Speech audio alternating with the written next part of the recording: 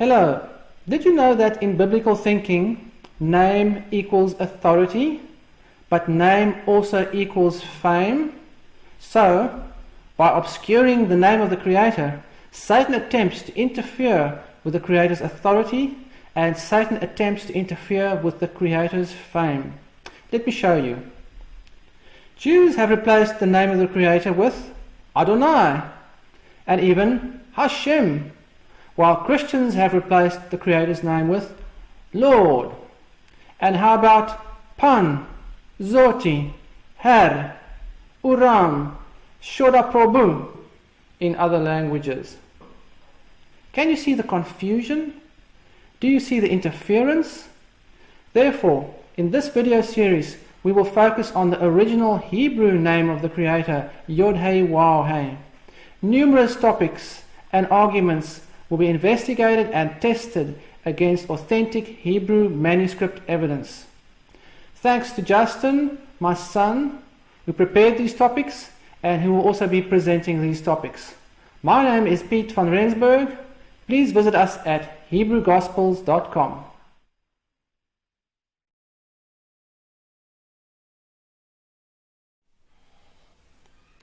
Hello everyone, and welcome back to the series on Nehemiah Gordon and the pronunciation of the Tetragrammaton Yhwh.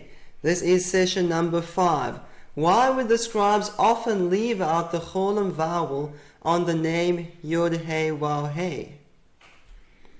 If the scribes really put the vowels of Adonai on the name, then why is the Cholem so often missing? You can see here the second vowel on Adonai is a Cholem. Why is it missing on the name? For instance, in the Aleppo Codex, let's read this phrase. Vayichal af Yhwh ba'aretz hahi. Then the anger of Yhwh was kindled against that land. And you can see Yhwh there, there's the schwa, there's the kalmetz, there's an accent, but the Cholem is missing. And again at the bottom of the page, the name Yhwh and the Cholem is missing. So why is it missing? We'll start with Nehemiah Gordon, see what he teaches about the missing Cholem, and then we will look at the most important Masoretic manuscripts in the world to see whether it is indeed true what Nehemiah Gordon teaches or not. And what I realized happened is the scribes were part of this tradition of not speaking God's holy name. And to prevent people from speaking the name, they left out one of the vowels. And what happened was, you had these scribes, and they were copying letter by letter, and then they put in the vowels, and they knew they had to leave out one of the vowels to prevent people from speaking it. There was a group of movement of Karaite Jews, specifically at that time, in Eastern Persia, who, unlike all other rabbinical and Karaite Jews, said, this one particular faction said, we must speak the name. So these scribes, when they copied it, said, well, we're not going to enable them. We're going to leave out one of the vowels to prevent them from pronouncing it. But this got the scribes very nervous. And I believe this is why they decided to pull out one of those vowels. We can't have people listening to these extreme Karaites who are insisting on the pronunciation of the name over in Khorasan and then opening up their Bible and being able to speak it. Let's just not let anybody even know how to pronounce it. Let's just leave out one of the vowels. And this is what they end up doing. Okay, so it is quite clear what Nehemiah Gordon teaches about the missing Cholem. He teaches that the scribes, who did not want you to know what the name was, put the true vowels on the name, the vowels of Yehovah, and then to prevent people from speaking it, they left out the Cholem vowel. That is what Nehemiah Gordon teaches. Now, as we're starting today, I just want to remind you what the scribes really did when they did not want you to pronounce a particular word in the biblical text.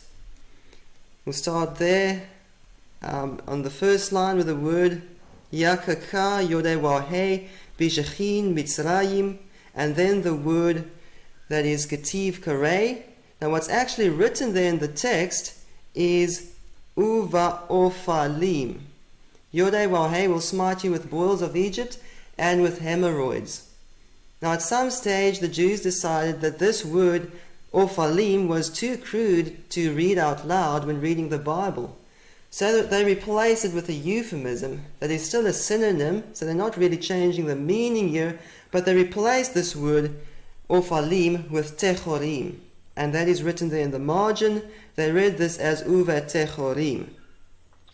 And they did this even before the vowel points were added to the Hebrew Bible. So when the scribes came to this word and they were recording the vowel tradition, they put dummy vowels on this word in the main text. Can you see here when you compare the vowels of ophalim with the vowels in the main text, they are not the same. The scribes did not put the true vowels on this word and leave out one of the vowels to make it unpronounceable. No, they placed dummy vowels on this word. So remember the difference between the consonants and the vowels in the Hebrew Bible. The consonants were all written down BCE. They're all part of the original Hebrew Bible.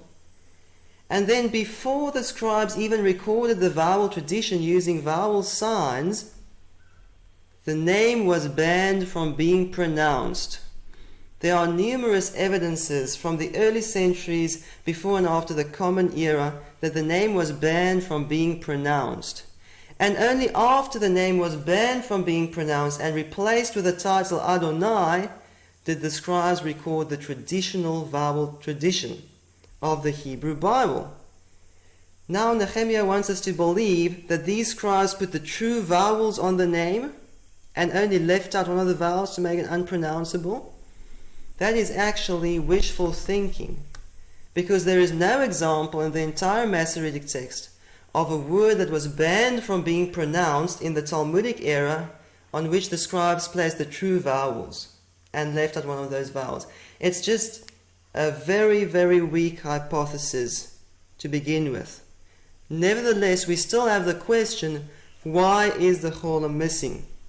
Okay, so here are some references, some proofs that we discussed in session number 3 that show that the name was banned before they added the vowels to the Hebrew Bible, and these are discussed in detail in session number 3. So why is the Cholem missing? Is it missing to hide the true pronunciation from us, so that we won't even know what the true name is? Or is the Cholem perhaps missing to prevent a gibberish name for the Creator? Because if the scribes did place the vowels of Adonai on the name, and then we pronounce the name together with the vowels of Adonai, then obviously we're making up a new word that doesn't really exist in Hebrew, a gibberish word. Could that perhaps be the reason? Or is there perhaps something else? Is there anything else that could explain why the Cholem on the name is missing that Nehemiah Gordon does not tell us about? Today we want to answer this question from the most important Hebrew Bible manuscripts. So this is the list of the 7 important Hebrew Bible manuscripts. Some people might add or take away one, but there's not much arguing about it. These are the important manuscripts for the Hebrew Old Testament. And as we go through, we will have to divide these up into different groups. You've probably already heard that in some manuscripts the Cholem is usually not missing, whereas in most manuscripts the Cholem is usually missing. So not all scribes had the same approach with regard to the missing Cholem, or with regards to the Cholem on the name. There were different scribes with different training, and but we can clearly divide these up into groups, and we'll only do so today for the important 7 manuscripts. If you have to work through all the thousands of manuscripts and fragments, you'll probably need more than 4 classes. But I've divided these up into 4 classes. Group A includes the Leningrad Codex, the British Museum 4445, the Cairo Codex, and the Sassoon 1053 manuscript, and it's the largest group of the important Bible manuscripts. Then the Aleppo Codex is part of Group B. We'll also look at similar manuscripts. The Sassoon 507 is also called the Damascus Crown or the Damascus Pentateuch, and it's part of Group C. And the Petersburg Codex with Babylonian pointings is part of Group D. Now, as we look at this today, we'll look at many photos and screen captures of these manuscripts. And if it seems like an information overload, don't worry, because everything will be summed up in a table for you so that you can clearly see what we learn from these different groups of manuscripts with regard to the Cholem on the name Yhwh. So we'll start with Group A, which is the largest group of important Hebrew Bible manuscripts. And we'll start with the Leningrad Codex, which is the oldest complete dated Masoretic manuscript of the Old Testament. And this is Deuteronomy 16. Shivat Yamim Tachog, then the Lamed preposition on Yhwh, and we'll get to that in the next session. Elohecha b'makom asher yivchar Yhwh. 7 days you shall keep a feast to Yhwh, your Elohim, in the place which Yhwh shall choose. And you can see here on this, in these 3 lines, the name is written 3 times with a missing Cholem. So why is it the Cholem missing in Group A of Hebrew Bible manuscripts? Why? Here is the Cairo Codex. As part of Group 1, they followed the same tradition.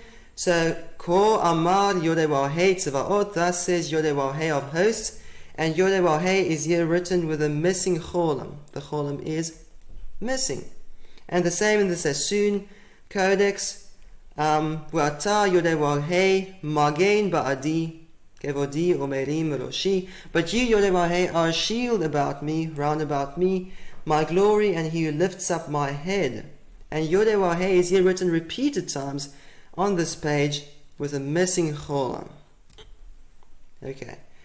So, is this Cholem missing to prevent us from speaking the true name Yehovah, to hide the true pronunciation of the name from us, or is this Cholem missing to prevent us from pronouncing a gibberish name?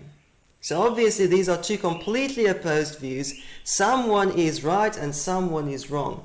And how can we prove this? How can we prove this in a factual way, so that we don't have to base our conclusions on an hypothesis or on wishful thinking, but we can base our conclusion on actual facts? How can we answer this question? To answer the question, why is the Cholem missing on the name? Did the scribes put the vowels of Adonai on the name and leave out the Cholem to prevent a gibberish name? Or did the scribes put the vowels of Yehovah on the name and leave out the Cholem to hide the true pronunciation? To answer that question, we are going to look at the vowels of Elohim. Provision has been made so that we can do a factual test to see what the scribes really tried to do. So, in the phrase Adonai Yodewahei, Master Yodewahei, the name Yodewah is not pronounced as Adonai. So if they pronounce it as Adonai, Adonai, that's a call for attention or a call for help. For instance, Yodewah said, Avraham, Avraham. It's a call for attention to Abraham. This phrase, Adonai Yodewah, is a title of respect. So they read it as Adonai Elohim, Master God, which is again a title of respect. So now we're going to look in these manuscripts to see what did the scribes do with the vowels of Elohim. What happened when they placed the vowels of Elohim on the name? So we already covered the composite shua versus the simple shua in the previous session. Today we're looking at the Cholem. So if we see that in these manuscripts the scribes wrote shua Cholem chirek on the name, Yehovah, but they wouldn't write shua Cholem Kametz on the name Yehovah, it might hint in the direction that the vowels shua Cholem Kametz are special. But if we see that the scribes, when they wrote the vowels of Elohim on the name, deleted that Cholem, so that now you have a shua and a chirek, but the Cholem is missing, then we will know for sure that the scribes left out that Cholem to prevent a gibberish name. Because everyone agrees, and even Nehemiah Gordon agrees, that the scribes sometimes put the vowels of Elohim on the name, and these are gibberish vowels. Yehovah is not the name. So if the scribes also left out the Cholem with the vowels of Yehovah, we will know they did so to prevent a gibberish name. So now we have a way to test this. Let's see what the scribes did with the vowels of Elohim. And as we're starting, we should first of all make sure we know what the vowels of Elohim are in the manuscripts. The first vowel is a chatev segol, or a composite shua. The second vowel is a Cholem, and the third vowel is a chirek. So the Cholem is a dot above the line, the chirek is a dot beneath the line. And then that dot, together with a stripe next to it, is an accent. So clearly the second vowel of the word Elohim in Hebrew has a Cholem. It's a Cholem. Alright? How about the Cairo Codex of the Prophets? There you can see the word Elohim twice, And although this is not a very clear scan, you can see the Cholem dot there. Elohim's second vowel is a Cholem. And the same in the Sassoon Codex. There is the word Elohim, and the second vowel is a Cholem, and next to it is a Levia, an accent. So clearly in Group A of Hebrew Bible manuscripts, Elohim has a Cholem. Now what happens when the scribes put the vowels of Elohim on the name? Here we go. Ezekiel 11 verse 7. Lachen, ko amar Adonai Yodewah. Remember, this is not pronounced as Adonai Adonai, because that would be a call for attention. They pronounce this as Adonai Elohim. So there's the shwa of Elohim, there's the chirek. Where is the Cholem? The Cholem is missing. Now we can answer the question, why is the Cholem missing? The Cholem is missing because the scribes were very nervous and they didn't want us to know what the name is. And so what they did is they put the true vowels here on the name, the vowels of Yehovah, and they left out the Cholem to make sure that no one would even know how to pronounce the name. They're hiding the true pronunciation from us. Is that a good theory? No, obviously not. The scribes are writing dummy vowels on the name, the vowels of Elohim, and they left out their Cholem to prevent people from accidentally pronouncing a gibberish name. Now I've seen it happen when people read the Bible and they're concentrating so hard on the vowel points that they don't even realize what they're reading, and they get to the name and they pronounce it as Yehovah or Yehovah. And the scribes wanted to prevent this so that people won't be speaking gibberish while reading the Bible. Let's look at another example. Ezekiel 11 verse 8. Ne'um Adonai Yodewah declares Adonai Yodewah. So again, Yodewah is written next to Adonai. It's a title of respect. It's pronounced as Adonai Elohim, and the Cholem of Elohim is missing. So why is it missing? It's very clear to me that the scribes left out this Cholem vowel to prevent us from speaking a gibberish name, not to hide the true pronunciation Yehovah from us. And in other words, if the scribes did this with the vowels of Elohim, of course they would do this with the vowels of Adonai. Let's flash through some examples in the Leningrad Codex so you can see that the name is written with the vowels of Elohim repeated times with a missing Cholem. Now those two dots there, the two vertical dots, is called Zakef Katon in the Tiberian pointing system. That is not a vowel, it's not a Cholem, it's just an accent that tells you to pause on that word. Okay, so the Cholem is missing. And again the Cholem is missing. And again the Cholem is missing with the vowels of Elohim. In other words, they're not hiding the true pronunciation. They're just preventing us from pronouncing a gibberish word. The Cholem is missing. The Cholem is missing. The Cholem is missing. In the Leningrad Codex, the name is written with the vowels of Elohim hundreds of times with a missing Cholem. And the reason it's not thousands of times is because this phrase, Adonai Yodewah, only occurs several hundred times in the Hebrew Bible. And so several hundred times they write it without the Cholem. If it occurred thousands of times, they would leave out the Cholem thousands of times. Alright, now watch out for Revia when you're searching for the Cholem. So in the Masoretic text, every word must have an accent. The accents either tell you to pause at that word or not to pause at that word. And in chanting, when they chant the Hebrew Bible, it also gives the tone. So every word must have an accent unless it's joined by makef, which then performs the job of an accent basically. So on the name, there's the shwa, there's the chirek. You can see no accent on the name except for that dot. Then you know that dot is a revia, it's not the Cholem. So still the Cholem is missing. If they wanted to write the Cholem there would be two dots, a revia and Cholem. Alright, now we're still in Group A, the Cairo Codex. And the scribe of the Cairo Codex followed the same approach. So here we have the phrase, Ne'um Adonai Yodewah. There's the shua of Elohim's vowels, there's the chirek, because remember, this is pronounced as Adonai Elohim. So there's the shua of Elohim, there's the chirek, next to it is the stripe called siluk. The Cholem is missing. So again, we see in the Cairo Codex of the prophets, numerous examples of how the scribe wrote the vowels of Elohim on the name. He wrote dummy vowels on the name, false vowels on the name, and he left out the Cholem to prevent people from speaking a gibberish name. We can see this, it's very factual in the most important Bible manuscripts. Again, there is a revere, which tells you to pause on the word Elohim you're pronouncing there. It's not a Cholem. And again, that's revere. So repeated times, the scribes left out the Cholem when writing dummy vowels on the name.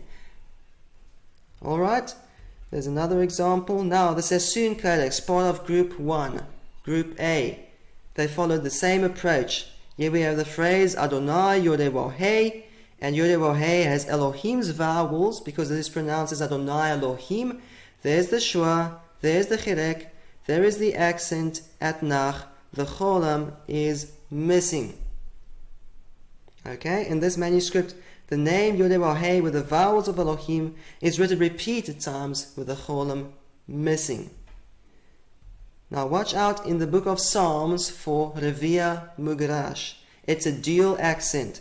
So you might think there's the accent on the Yod, so that's a Cholem. No, this is a dual accent called Revia Mugrash, and there should have been another dot there if the name had a Cholem on it.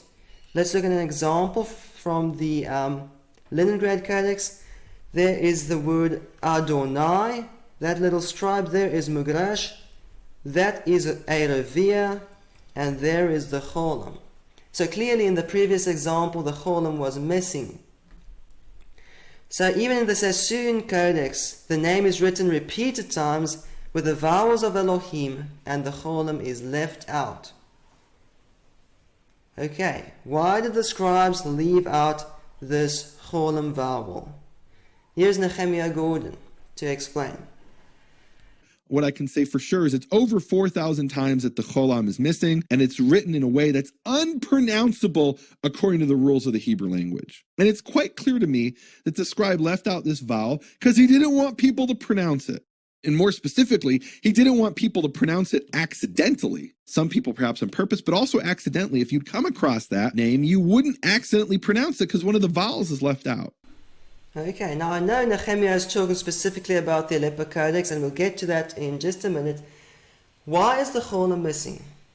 I agree with Nehemiah Gordon that the Cholem is missing because the scribe didn't want us to pronounce the name the way it's written there. However, did the scribe not want us to pronounce the true name Yehovah, or did he not want us to pronounce the gibberish name Yehovah, which you'd get if you put the vowels of Adonai on the name?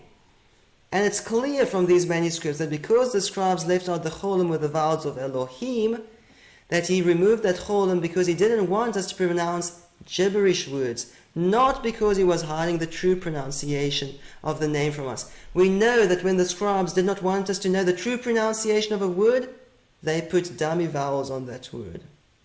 Here's another video clip of Nehemiah Gordon regarding the missing Cholem. But most of these manuscripts, the name is written usually with one of the vowels missing, and then every once in a while, Elohim inali ado caused his hand to slip and put in the full vowels. And this consistent mistake, what it reflects is that the scribes knew what the name was. And when they slipped up, they never put in Yehovah, they never put in Yehovah, they never put in Yahweh, they always vocalized it as Yehovah. All right. Now I can understand that this sounds like a convincing argument to people who do not read the Hebrew Bible, do not read the Masoretic text. But we can actually test Nehemiah's argument. And we'll again test this argument using the vowels of Elohim.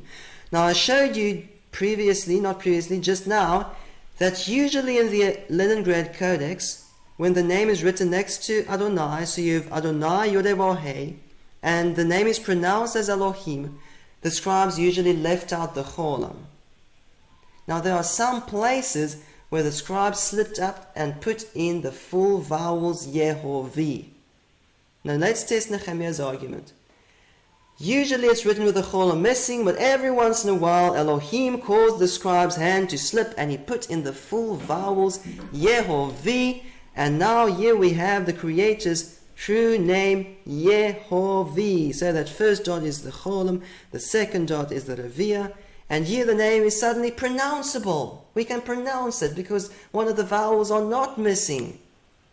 And you know what? whenever the scribes slipped up and put in the full vowels, they always vocalized the name as Yehovah. They never vocalized it as Yhwh or Yahweh or Yehovah.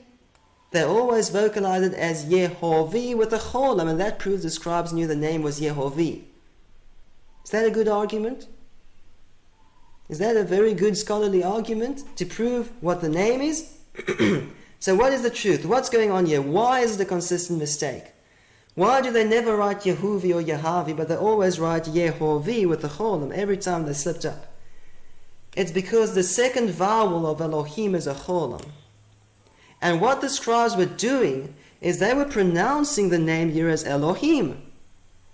And they tried to leave out the Cholem to prevent us from speaking a gibberish name like Yehovah. But because they pronounced it as Elohim, and they knew the second vowel of Elohim is a O, a Cholem, when they slipped up, they put in the Cholem of Elohim. So the fact that the scribes never wrote Yehovah or Yahweh or Yehovah proves they put in the vowels of Elohim. Because Elohim is not pronounced as Elohim or Elehim or Elihim.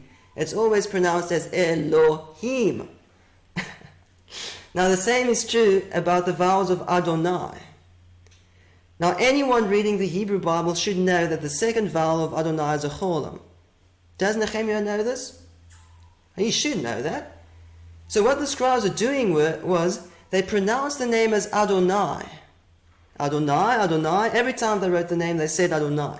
And I've shown you some evidence of this in session number 3, I think, where we saw that the scribes would replace the name with Yodewah, the title Adonai with the name Yodewah, and they would replace the name Yodewah with the title Adonai. And that proves they pronounce it the same way.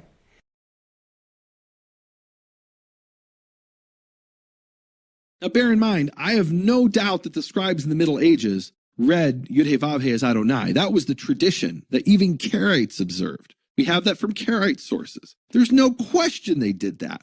The question is, if they read it Adonai, why didn't they put in the vowels of Adonai? And so what happened was that every once in a while, the scribe slipped up and he put in the Cholem of Adonai on the name.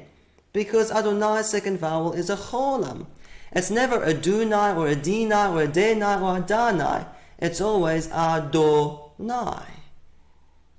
So what Nehemiah uses as proof that the name is Yehovah is actually excellent evidence that the scribes put the vowels of Adonai on the name and the vowels of Elohim on the name, and that is why it's a consistent mistake, because they put the vowels of Adonai and Elohim on the name.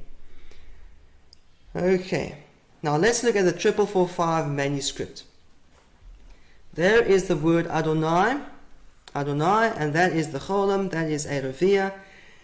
So usually in this manuscript, Adonai is written with the Cholem, but when they put the vowels of Adonai on the name, they usually leave out the Cholem. So there's the name Yodewah, and the Cholem is missing. Now, unfortunately, in this manuscript, some of the pages have been lost.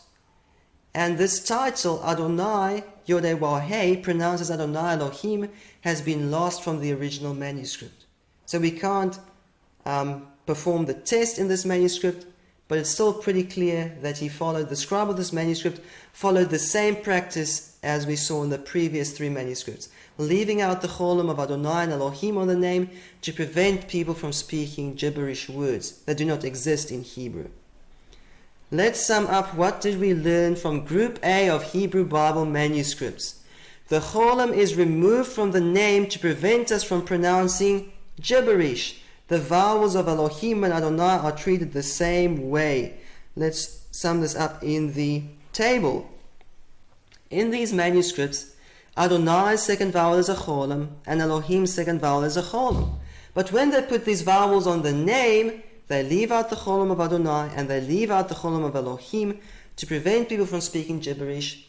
But every once in a while they slipped up, because they were pronouncing this as Adonai and Elohim, they slipped up and put in the Cholem of Adonai and the Cholem of Elohim, and then the name is written as Yehovah and Yehovah. So what do we learn?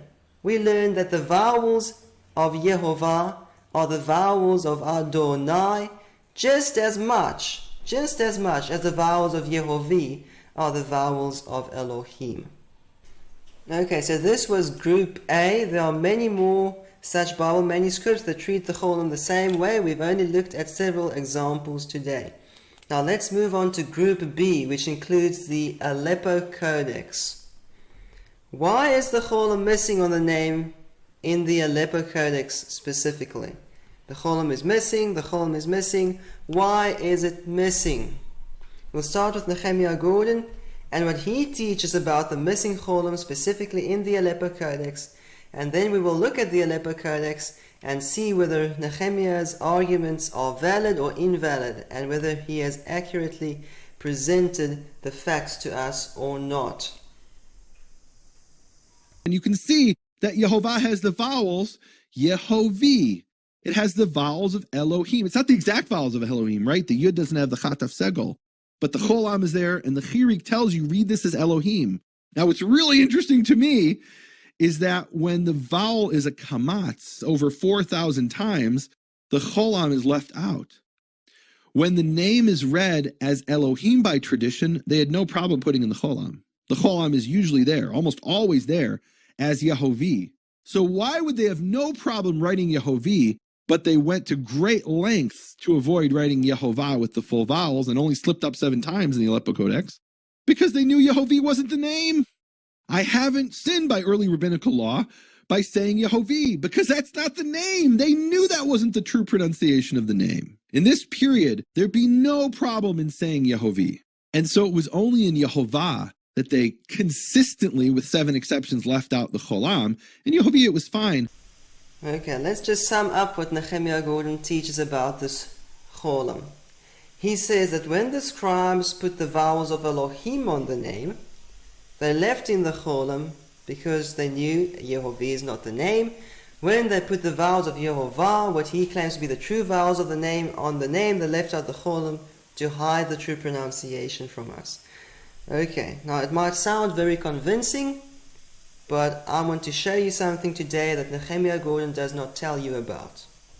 So if you just look at this superficially, there is the phrase Adonai Yodewahei, pronounced as Adonai Elohim. The Cholem is usually there, and when the name has the kametz there, the Cholem is usually missing. So if you just look at this superficially, you might think that Nehemiah Gordon is right. However, there's something big here that Nehemiah Gordon does not tell you about, and that's what I'm going to tell you today. What the scribes did was, they put the vowels of the word they were pronouncing onto the name. Alright, they put the vowels of Elohim and Adonai on the name. Now I want to show you something here in the Aleppo Codex. This Jeremiah 7 verse 20, Lachen ko amar Adonai Yodewahei. There's the Hebrew word Adonai. The first vowel is there. The last vowel, the kametz, is there. The Cholam is missing. Aaron ben Asher, who pointed the Aleppo Codex, wrote Adonai without a Cholam. Why? Are these vowels, Shua, Cholam, Kametz, sacred vowels? No, there are many other places in the Aleppo Codex where the scribe wrote the vowel pattern Shua, Cholam, Kametz. Here's the word Adonai or Adonav, his lords. So Adonai is my lord or my lords, Adonai is his lord or his lords. And there's the Shua, Cholam, Kametz, Shua, Cholam, Kametz, Shua, Cholam, Kametz. Here are some other names on the right hand side. Yehoram, Yehoash, and again Yehoash. This scribe had no problem putting in the vowel Shua, Cholam, Kametz. He did not consider them sacred vowels, but he chose, nevertheless, Aaron ben Asher chose to write Adonai, to point Adonai without a Cholam. That is how he pointed it. And even though we might not know the reason, it makes no difference for today's study. The point is, if Adonai is written with the missing Cholam, and then the scribes put the vowels of Adonai on the name, there will be no Cholam. In the Aleppo Codex, Elohim is written with a Cholam. And then when the scribe put the vowels of Elohim on the name, he kept the Cholam in place. So he was not trying to prevent us from pronouncing gibberish names. He probably thought that if you're reading the Hebrew Bible, you should know it's not Yehovah, it's Elohim, what you're supposed to pronounce. And he also did not even do anything with the Cholem when he moved it over, he wrote Adonai without a Cholem. Therefore, when he wrote the vowels of Adonai in the name, there's no Cholem. Now that's the general rule. There are some exceptions. But let's just see here. Elohim is written with a Cholem. So when the vowels of Elohim are written on the name, the Cholem is there. Adonai is written without a Cholem. Therefore, when the vowels of Adonai are placed on the name, there is no Cholem to place on the name. Let's go through some examples here in the Aleppo Codex where you can see the word Adonai written repeated times without a Cholem. This is how the scribe chose to write it. And does Nehemiah not know this? Does Nehemiah not know that in the Aleppo Codex Adonai is written without a Cholem? So in the book of Psalms, remember to watch out for the Via Mugrash. That is a dual accent. There is no Cholem on Adonai there. The Cholem is still missing. So, does Nehemiah not know that in the Aleppo Codex Adonai is written without a Cholem? Or does he not want you to know it? Nehemiah Gordon often tells the story of how he proofread the book of Ezekiel in the Aleppo Codex. So let's look at the Aleppo Codex. The very pages that Nehemiah says he proofread. And he had to check these photographs against a transcript. And he says he had to check every dot and dash, every little detail, the consonants, the vowels, the accent system, and the Masorah. And now I'm going to show you several pages in the Aleppo Codex so you can see repeated times in the book of Ezekiel the word Adonai is written without a Cholem. Repeated times, over and over. Let's go through some examples. In most of these pages, you'll see it repeated times on one page that the word Adonai is written without a Cholem. I mean, did Nehemiah Gordon never see this? Well, he proofread this manuscript and had to check every vowel. Did he never see that Adonai is written without a Cholem? Here in the Aleppo Codex, over and over and over, repeated times on almost every page here. Does he not know this? Or is he hiding the information from you?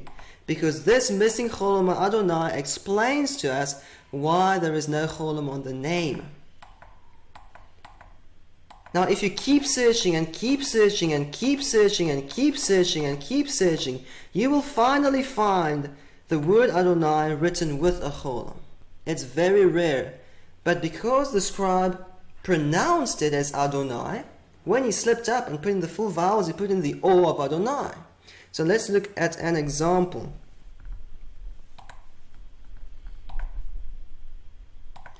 The Aleppo Codex, Psalm 130, verse 6, and there we have the word Adonai. It's Ladonai, to Adonai, and there is the Cholem. To find the Cholem on Adonai in the Aleppo Codex is very rare. It's very difficult to find it.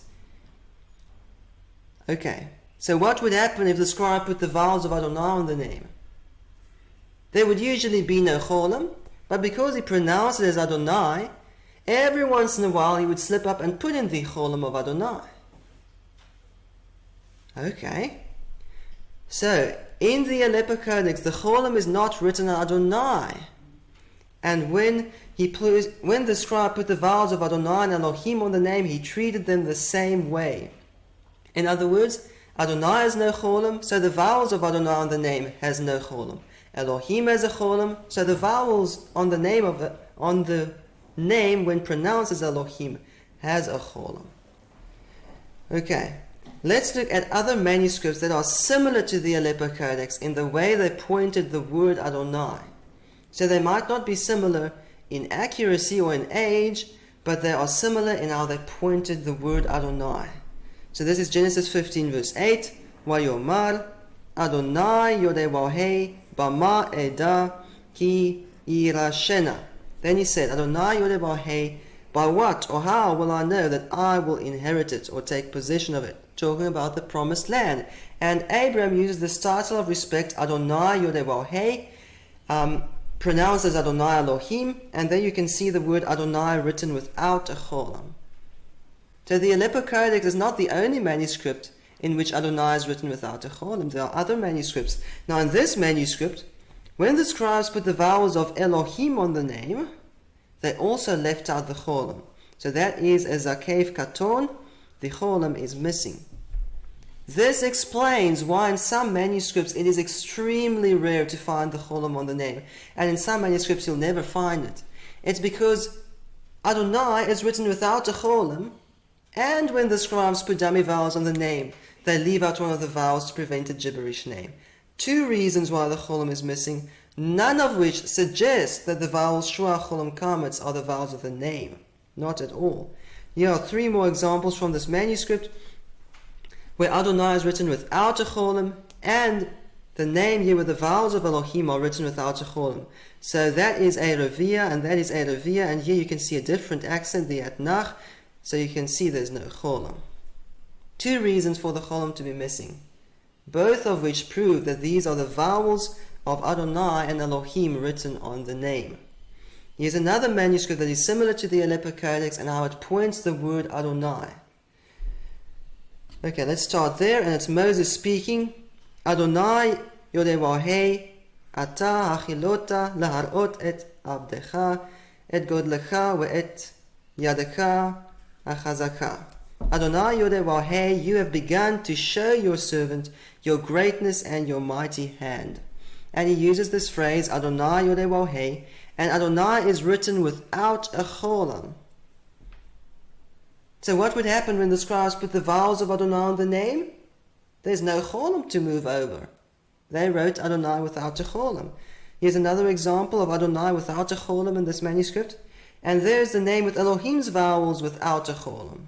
So here's again two reasons why the Cholem will be missing. Final example here, Adonai with no Cholem, the vowels of Elohim on the name with no Cholem. So let's sum up what we have learned from Group B. In the Aleppo Codex, the vowels on the name are according to the Kari, according to what they read. So when they read the name as Adonai, they put the vowels of Adonai on the name. The only problem is Adonai is written without a Cholem, so there's also no Cholem on the name. That's the general rule. If you keep searching, you'll find Adonai with a Cholem, and you'll also find the Cholem on the name, the Cholem of Adonai. Okay, in the Aleppo Codex, Elohim has a Cholem, and so when the name is pronounced as Elohim, the Cholem is moved over onto the name. And then we looked at these other two manuscripts that are similar because they point Adonai without a Cholem, but they even delete the Cholem of Elohim's vowels. So there are two reasons in those manuscripts why you won't find a Cholem on the name. So even in the Aleppo Codex, Nehemiah's favorite manuscript, and of course it's the most accurate Karaite manuscript in the world, so you can understand why, but even in this manuscript there is clear evidence that the scribes put the vowels of Elohim and Adonai on the name. So the vowels Yehovah are the vowels of Adonai just as much as the vowels of Yehovah are the vowels of Elohim. There's no indication here that the vowels Shua, Cholem, Kametz are special. They're the vowels of Adonai. Alright, now let's move on to Group C. Group C includes the Damascus Crown or the Damascus Pentateuch or the Sassoon 507 manuscript. But there are many similar manuscripts in the world. Now, you might have heard Nehemiah reading this very passage from this very manuscript, and he reads, Shema Yisrael, Yehovah Eloheinu, Yehovah Echad, Ve'avta et Yehovah Elohecha, and so on. So he pronounces this as Yehovah. Now, of course you can do so if you want to, because there's the Shua, there's the Cholem, and there's the Kametz. So you can pronounce it as Yehovah if you want to. What he doesn't show you in this very manuscript is that when the name is pronounced as Elohim, you also have the full set of vowels. And so here you can see what Moses himself said, Adonai Yehovah. Did Moses pronounce the name as Yehovah? No. These scribes put dummy vowels on the name. And in this manuscript, the scribe did not remove the Cholem. When he put the vowels of Adonai on the name, the Cholem is there. When he put the vowels of Elohim on the name, the Cholem is there. No indication that the name is Yehovah. Everything, all the evidence suggests, I think it actually proves, that these vowels like Yehovah are dummy vowels. Let's look at some more examples. Here you can again see the phrase Adonai Yodewahei, pronounced as Adonai Elohim. There is a Cholem and there is a Revia. So again, the Cholem is there. You can clearly see the Cholem there. It's again with the vowels of Elohim. And here's the final example. This phrase, Adonai Yodewahei, only occurs 4 times in the Pentateuch, in the Torah. So this is the final example. And again, the Cholem is there. But now, you can clearly see that the later scribe wrote over the original letters with new ink and some of the vowels. Now next to that dot, I hope you can see it, are 2 vertical dots. That's the Zakef Katon. Now I can't prove to you there's an original Cholem beneath that new ink, but I think there is, because in the other 3 places we can see how that the original scribe also put in the Cholem of Elohim. So in this group of manuscripts, the scribes just put in the vowels of Adonai and Elohim, and they retained the Cholem. And if you're going to pronounce the name as Yehovah, it's your own problem. They're not helping you. Some of the other scribes tried to help you not to do that.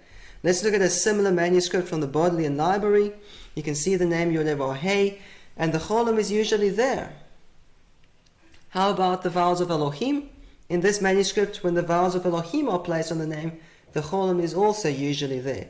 So there's Yodewahei next to Adonai. So even though it's this way around, they still can't pronounce this as Adonai Adonai. That would be a call for attention. So they pronounce this as Elohim Adonai, actually Le'Elohim Adonai. And the Cholem is there. So it's just a different style, a different approach that these scribes followed. So in group C, the Cholem is usually not missing. The vowels of Elohim and the vowels of Adonai are treated the same way when written on the name.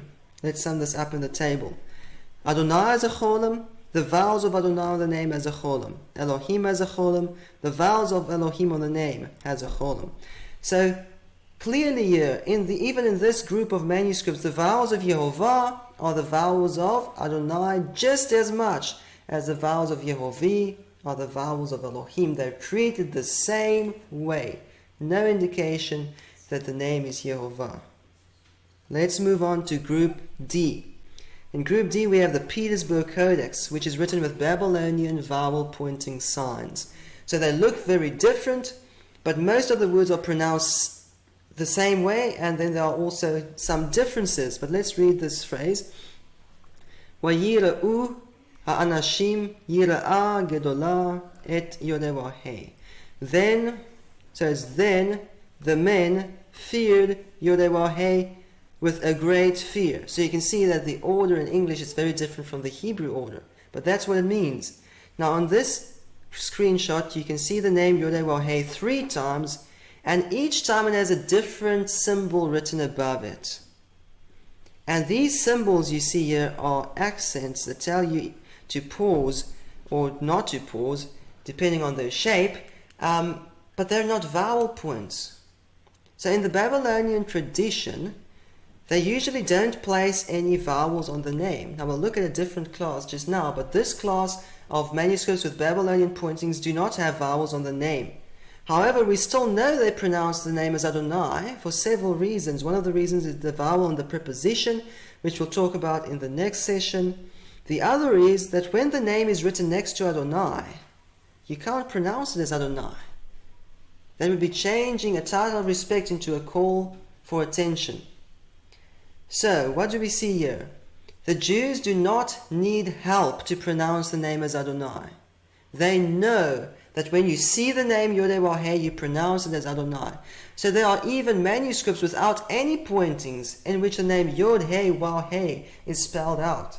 Now usually they change it to 2 or 3 yods, but sometimes it's spelled out without any vowel points because you don't need help to pronounce it as Adonai. When you're supposed to pronounce it as Elohim, you might need some help. So they put the vowels of Elohim on the name here. That is the equivalent of the Tiberian Chatef Segol. That is the equivalent of the Tiberian Cholem. So remember, in Tiberian pointing, that is not a Cholem, that is Zakef Katon, an accent. In the Babylonian pointing, that is the equivalent of a Cholem. 2 different pointing systems, and that is a Chirek. Let's look at the vowels of Elohim in Babylonian pointing. There's the Chatef Segol, Cholem and Chirek, the equivalent at least, and again. So this is what they place on the name next to Adonai. Alright, let's look at a similar manuscript. The Berlin Codex, also written with Babylonian vowel pointing signs and with no vowels on the name. So this is Psalm 94, El, Nikamot, Yodewaheh. Now these two symbols on the name are two accents. And you can again see this on the next line, on Haaretz. There is, looks like a little arrow, and that looks like a cross. These are two accent marks. So clearly there's no vowels on the name here. And again, there's a different accent on the name and a different accent on the name. No vowels in this group of manuscripts. Let's sum this up in the table. Group D, manuscripts with Babylonian pointing like the Petersburg Codex and the Berlin Codex, have no vowels on the name when pronounced as Adonai, but they have the vowels of Elohim on the name when thus pronounced, or when it comes next to Adonai. So this is now summed up for you with a Tiberian equivalent, so you can compare these pointings to the other pointings above. When the name is pronounced as Adonai, all the pointings are left out, because you don't need help to pronounce the name as Adonai. When the name is pronounced as Elohim, they help you with dummy vowel points. So again, there's no indication that the scribes put the true vowels on the name. Again, we see that the scribes put dummy vowels on the name. Alright, now let's look at a similar class of manuscripts that do not belong to the 7 important manuscripts, but they're also written with Babylonian vowel signs. Some people might call these Yemenite vowel points. And here's an example on the screen. The name Yodewaheh with the equivalent of Shua, Cholem, and Kametz. So Nehemiah Gordon is very excited that even in the Babylonian pointing, he says the name is Yehovah. So let's see what Nehemiah teaches about this, and then I'll again show you something that he doesn't show you. We now have 3 manuscripts with a Babylonian pointing, which is an alternative dialect of Hebrew, not the standard Hebrew you find in printed Bibles and in most manuscripts. It was used by the Jews of Babylonia and in Yemen, and there it's also Yehovah. Oriental 1473, that's the designation of the manuscript, or 1473. It has Babylonian pointing, and it has the full vowels Yehovah. And let me show it to the people here. I mean, it's breathtaking that you have this not only in the Tiberian system from Karaites and rabbinical Jews, Ben Asher and Ben Naphtali, you have it in the Babylonian pointing. In other words, this goes back to the ancient tribes of Israel who spoke Hebrew differently with different pronunciations. And both of those dialects of Hebrew preserve God's holy name, the name of the Father, as Yehovah. Now, the Shva looks different, and the Cholem looks different, and the Kamatz looks different. You can see it here on the screen. But that is in Babylonian pointed Hebrew, a manuscript preserved in Yemen, Yehovah. Okay, now this, again, it sounds very good, it sounds very convincing, and Nehemiah is very excited about this. But I want to show you several things that Nehemiah does not show you. Let's look at this very manuscript that Nehemiah brings. And, okay, so that vowel is the equivalent of any shua. In this manuscript, they don't use composite shuas. So that could represent an A, or just a simple shua, a short air perhaps. So you could pronounce that as that first syllable as ye, first consonant and vowel as ye. That is the Cholem, that is the Kametz, the equivalent at least. So you can pronounce this as Yehovah if you want to. Okay, I don't argue that. But look at the word right next to it. The word right next to the name here is Adonai. Okay, now look at the pointings on Adonai. The first one is a stripe, the equivalent of any shua. That is the equivalent of Cholem, and that is the equivalent of Kametz. So what happened here? This is supposed to be pronounced as Adonai Elohim, but the scribe slipped up and he wrote Adonai, and then again he wrote in the vowels of Adonai on the name. Can you see these vowels on the name are exactly the same as the vowels on Adonai? They don't even have a composite shua to change into a simple shua. It's exactly the same. I think Nehemiah should have told you that in all these different, even in these 2 different dialects of Hebrew, both in the Ben Naphtali and the Ben Asher and the Tiberian pointing and in the Babylonian pointing, we find the vowels of Adonai on the name. Okay, let me show you something else here. Usually the scribe did not make this mistake. He usually wrote Adonai Elohim, so that's correct. Adonai would be a call for attention. This is Adonai and then pronounces Elohim. Now let's apply Nehemiah's argumentation here.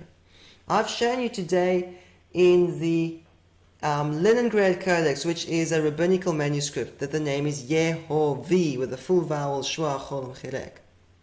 I've shown you in the Aleppo Codex, a Karaite manuscript, that the name is Yehovah with the full vowels Shua, Cholem, Chilek. And now I'm showing you in Babylonian pointing that the name of the Father is preserved for us as Yehovah. What an excellent argument. The truth is that in both these dialects, the Jews pronounced the name as Adonai and Elohim and put the vowels of Adonai and Elohim on the name. So in the previous slide, the vowels of Adonai are placed on the name. Here, the vowels of Elohim are placed on the name. Does this mean the name is Yehovah? No, I don't think so. Even in these Babylonian manuscripts, we can see that the scribes, in some of them they put no vowels on the name, only the vowels of Elohim, and some of them they also put the vowels of Adonai on the name, and the vowels of Elohim. Okay, so this is what we saw today. We saw that in all the important Hebrew Bible manuscripts with Tiberian pointing, the vowels of Elohim and Adonai are treated the same way when placed on the name. In other words, the vowels of Yehovah are the vowels of Adonai, just as much as the vowels of Yehovah are the vowels of Elohim. And even in the Babylonian pointing, we saw in these manuscripts the scribes put the dummy vowels of Elohim on the name. No indication that they put the true vowels on the name.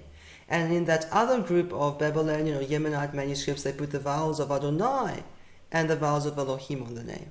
There's no indication here that the vowels Shua, Cholem, Kametz are the vowels of the name. Nehemiah Gordon claims the scribes took out and hid the Cholem to hide the true pronunciation Yehovah. We've seen today the scribes took out the Cholem. They didn't hide it. They just took out the Cholem to prevent us from speaking gibberish names like Yehovah and Yehovah with the vowels of Adonai.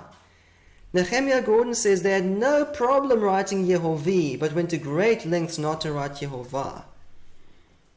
Well, in most manuscripts, that's plainly not the truth. They also left out the Cholem with the vowels of Elohim. In the Aleppo Codex specifically, Adonai doesn't have a Cholem, and therefore there's no Cholem on the name when it takes the vowels of Adonai. Of course, there are those exceptions that we discussed, but that's the general rule. Nehemiah Gordon says because the scribes consistently wrote Yehovah and never wrote Yehovah or Yehiva or Yeheva or Yehovah, it proves the scribes knew the name was Yehovah. We tested this argument and found it to be very weak. It's like saying the scribes never wrote Yehuvi or Yehevi or Yehavi or Yehivi. They always wrote Yehovah. And the real cause is because they were pronouncing the name as Elohim and Adonai. And they consistently put in those pointings. To sum up, in most manuscripts, the Cholem vowel is missing to prevent a gibberish name, not to hide the true pronunciation. In the Aleppo Codex, etc., there's no Cholem on Adonai as a general rule, and therefore there's no Cholem on the name as a general rule. And if you keep searching, you will find the Cholem of Adonai on the title Adonai and on the name when pronounced as Adonai. The vowels of Yehovah and Yehovah are treated the same way. So we can conclude that the vowels of Yehovah are the vowels of Adonai just as much as the vowels of Yehovah are those of Elohim. And the vowels on the name in the Babylonian pointing is 100% exactly the same as an Adonai, and they also put the vowels of Elohim on the name. Now, for Nehemiah Gordon to make these claims, is it ignorance or is it dishonesty? Does Nehemiah Gordon not know that the scribes put dummy vowels on the name and left out the Cholem? Does he not know that in most manuscripts they left out the Cholem of the gibberish name Yehovah? Does Nehemiah Gordon not know that in the Aleppo Codex Adonai is written without a Cholem after he proofread the book of Ezekiel and saw it numerous times on most of the pages. Does Nehemiah not know that the second vowel on the word Adonai is a Cholem? And therefore, whenever the scribes slipped up, they put in the Cholem as the second vowel on the name. Because that's the second vowel of Adonai and the second vowel of Elohim. Does Nehemiah not know this? Is he ignorant or is he dishonest? That is the big question. Now you might be wondering about Nehemiah's other arguments, like the B-52 bomber. Nehemiah says the very prepositions prove definitively that the name is Yehovah. So in the next session we'll be looking at this manuscript and at the prepositions to see what they prove definitively. And I want to show you 8 linguistic proofs from the Masoretic text that the vowels on the name are the vowels of Adonai. And it's going to be a 2-part study, and we will see that these Hebrew Bible manuscripts themselves tell us in 8 different ways, in 8 technical ways, they tell us that the vowels on the name are the vowels of Adonai. And then we'll also look at Nehemiah's counter-arguments. Until next time, Shalom and Yeshua Mashiach.